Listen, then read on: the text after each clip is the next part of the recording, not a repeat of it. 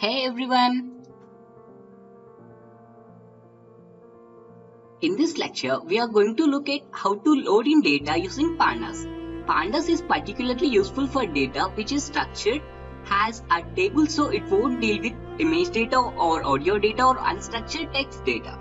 If that's what you were thinking, tabular data, when it's stored in a file, is usually in the form of CSV or a TSV, that stands for a common separated values and a tab separated values.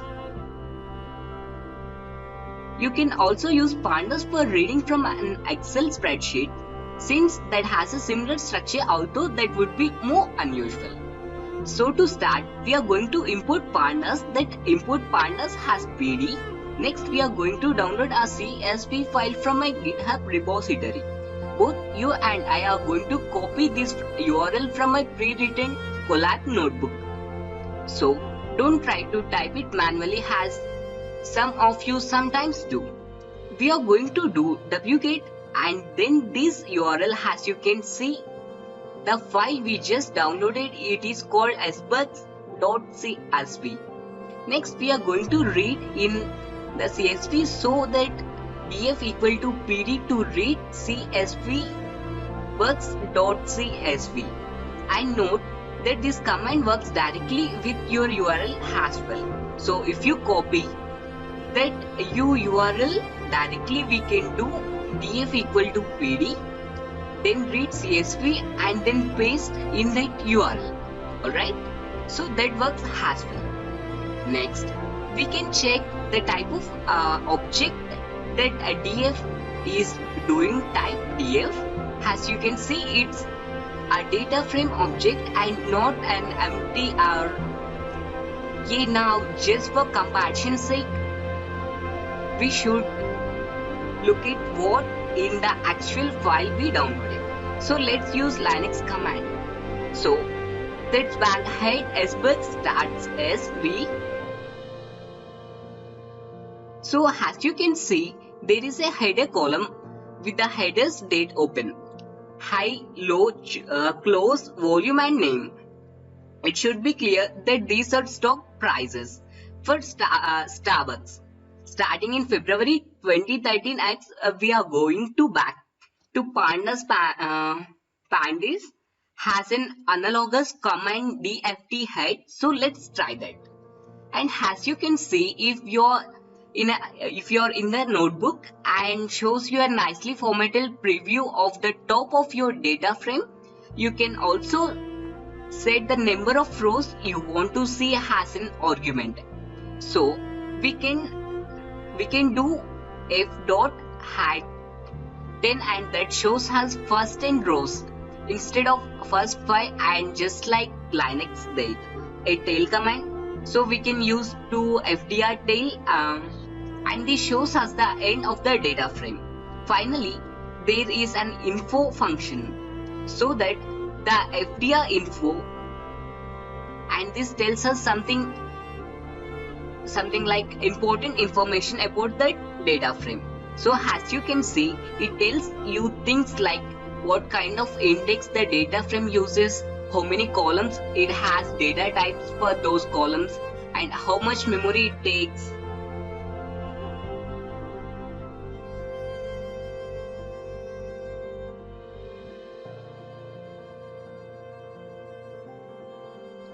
With no more further delay, we are proceeding with the next topic, and we are going to discuss how to select rows and columns from a data frame.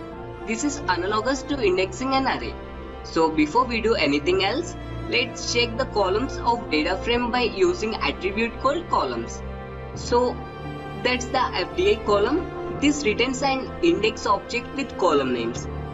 Note that you can also do assignment on this attribute with a list of column names. So let's say I don't like the fact that the name of the column is the only that is capitalized, since it offended my sense of uniformity.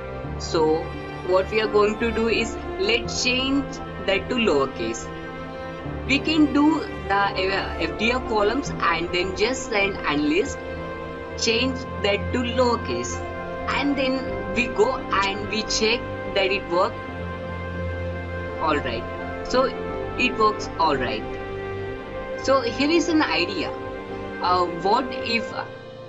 What if I pass one of these column names into the square brackets? So let's write def open. As you can see, this returns open column of the data frame. We can also select multiple columns by using list of column names. So let's try f open bracket, open close, and that returns both columns. Now just out of my curiosity, let's check the data type of open column. So type open. Interesting. So it's a series. Now let's check the type of open and close columns.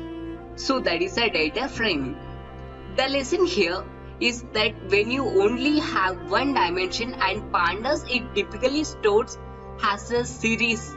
Okay, if it's two-dimensional and it's a data frame at this point, you might be thinking pandas is very weird because square brackets are used to select columns whereas in NumPy and each other kind of array, square brackets would be usually used for the rows or to select rows. And the obvious question now is, how do we select a row in a data frame? The answer is that we can accomplish this by using the iloc in the loci attribute. So we can do f dot iloc up 0. Okay, and this usually returns a 0 with column of the data frame. You might want to double check or that we can also do loc of a 0 and this also returns the same row. So you might be wondering what's the difference there. The difference is iloc is used for an integer indices no matter what, whereas loc selects the row by index label, and it just so happens that in our data frame they are whether they are same or the one. To demonstrate this difference, let's load in our data frame again, but this time we'll specify that the data column should be the index. Okay, so we will do the f equal to p I read CSV as groups, that CSV. Then we will see index call equal to date. By the way, you are strongly encouraged to read the documentation for pandas. There are many arguments for many functions that pandas has, and you will basically never be able to remember them all. So just get used to using the documentation. Now let's do you have to dot ahead? So as you can see, the D column appears to have some kind of special status. In fact, it's the index for this data frame. So now we can do deserve to dilo, and then we pass in one of these indices, and this returns the first row of a data frame. And by the way, if we check the type of this row, we can see that it's also a series of both individual rows and individual columns or series objects. Now let's talk about how we can select multiple rows of a data frame. Suppose I want all the rows where the open price was greater than 60. First, so I can def open bracket def pop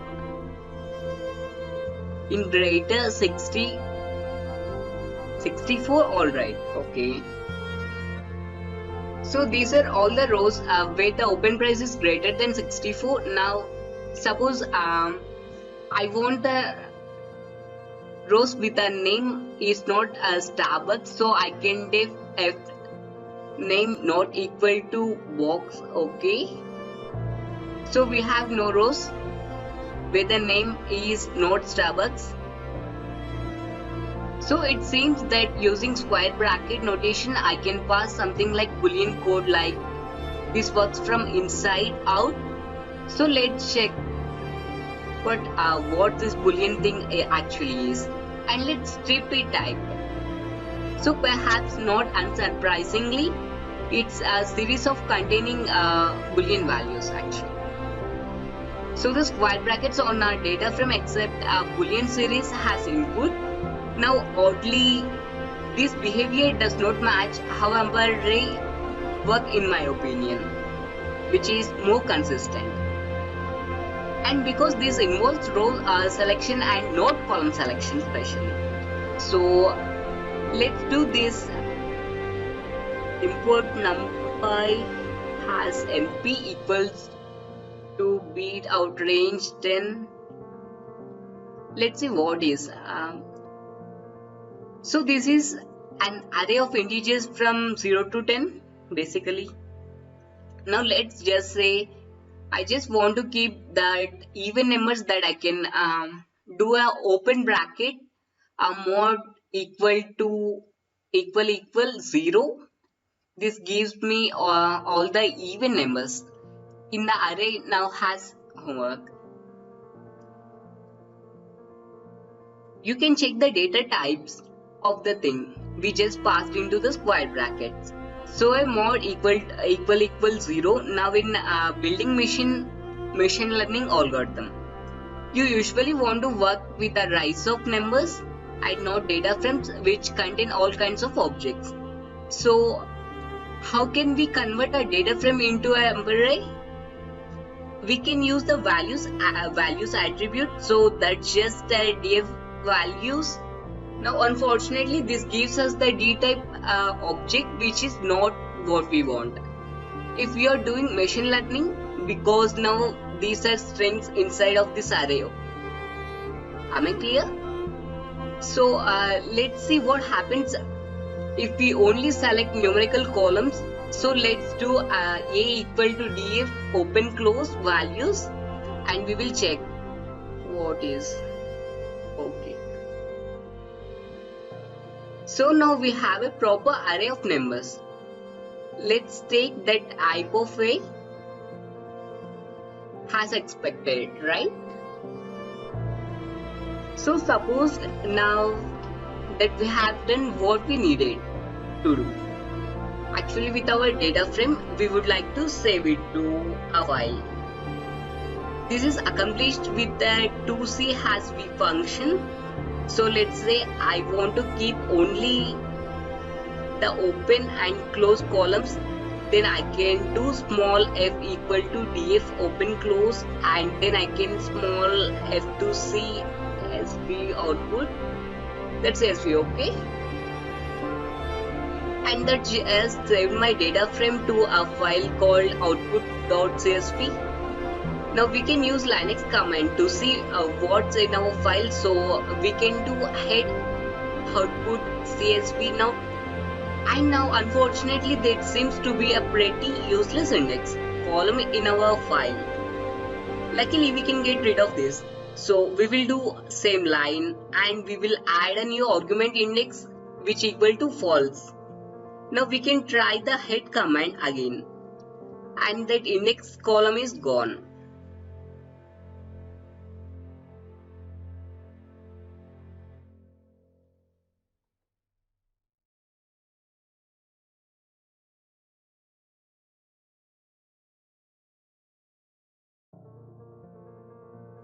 In this section, with no further delay, we are going to discuss the apply function and the typical use case for apply function, and that would be similar to the scenario where we want to do some operation on each element of a list. For example, if we wanted to square each item of codes in Python, we know that the loops are slow, so we would like to avoid them if possible. The apply function can be used if you want to do the same operation on each row of data frame or each data column of a data frame. In other words, it does what you want to do with a for loop without having actually write a for loop. So let's do an example. Suppose if I want to have a column called the year, where I take the existing date column, pass out the year and convert it to an integer. So let's start by writing a function that accepts as input a single row of data frame. So that would be a def the to year and it takes in a row. So we are going to return the end of row square bracket date, and then we will split that string with a dash, and then we will grab the 0 element. Now if you can't see how it works right away, I would suggest trying this on a dummy data string. Recall that the format in a year dash month dash day. Next, we are going to apply this function to every row of our data frame. So we do a f.apply date to year. So the first argument is a function axis equal to 1 axis. He goes 1 is necessary. Otherwise, this will operate column wise instead of row wise. So let's run this, and you can see we get out series containing only the year of dtype in 64. Note that we can also assign this series of the new column, so we can do df year equal to what we have above. Alright, now let's check what this did to our data frame. As you can see, there is a new column called year.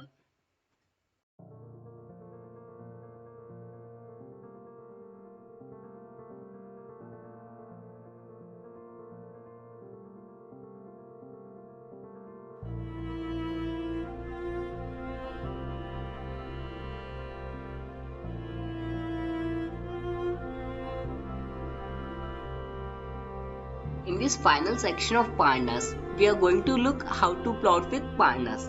Pandas make this really easy, since it provides instance methods on both series and data frames that automatically generate plots. So let's try a few. So we are gonna do df open.hist.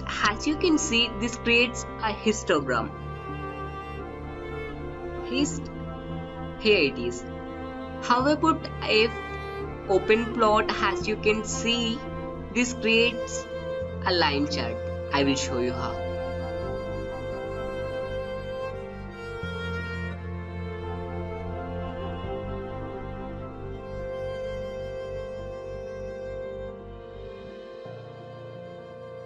This is what exactly I mean.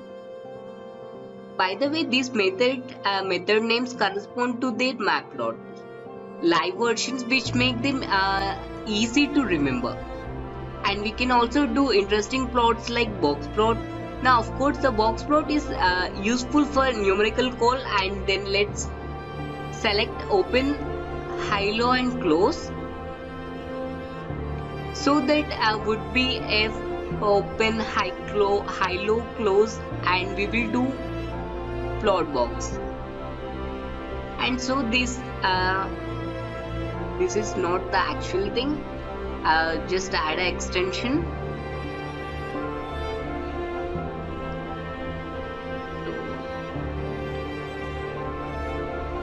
Yeah. So this is the box plot. And the plot that is very helpful for getting a quick summary of your data is scatter matrix. So let's plot this first, and we will discuss what we are seeing, and we are going to import scatter matrix. So and start plotting import scatter matrix, and then we are going to call the function.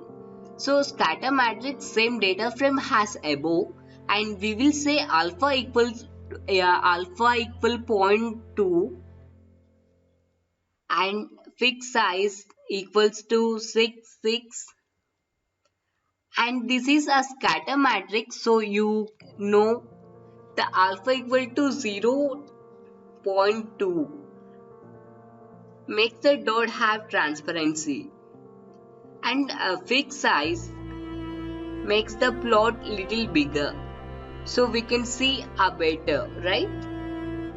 So what is this plot? Basically, this plot shows us linear correlation between each of the data columns on diagonal, or get a histogram or each individual column. So let us see the distribution of our data. In the other words, this is statistical summary of data. We see what kind of distribution each column has and how they are related to another one. Thank you all.